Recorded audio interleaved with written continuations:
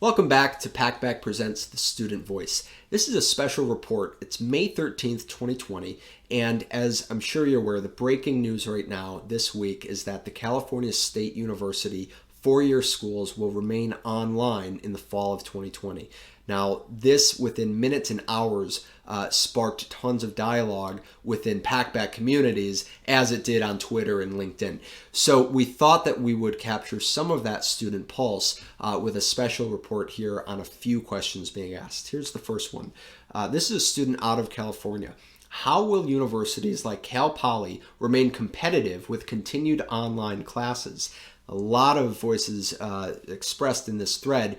Here's one sample of a response. They will have to offer competitive pricing and unique teaching styles.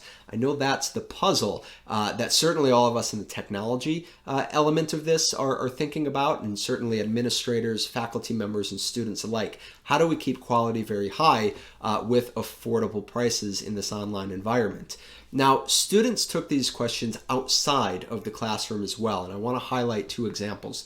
The first, student in California, with the CSU chancellor stating that all California state universities are to hold their courses online for the fall, how will the markets in college towns like SLO be impacted?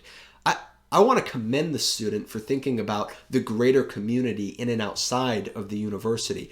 And one of the replies here really opened up my eyes. So the student acknowledges that yes, these college town markets will be impacted, and they identify two key areas. The first, as a result, landlords in college towns will experience a loss of income and will likely raise prices in the future to make up for this loss. And that's an interesting thing to think about. The second point is labor markets will be impacted because students will not be working in their college towns, resulting in a decrease in the supply of labor. I actually hadn't really thought about that. These college towns relying on, in some cases, thousands of students being available in the workforce. Now, a student in Missouri, actually right before the California news broke, was curious about this as well. What impact would having another semester of online classes for the fall of 2020 have on the economy in each individual university across the country? So we appreciate students thinking about the grander ecosystem, and I'm sure there's thousands out there thinking about how do we help these communities impacted.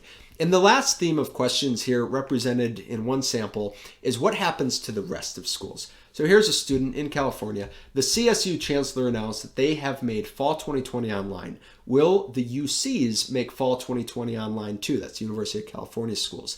And I'm sure all of us in all of the surrounding states are wondering the same thing. And we don't have the answer, but certainly, Packback will continue to share what we know. We'll be here to provide assistance on the engagement element of taking courses online.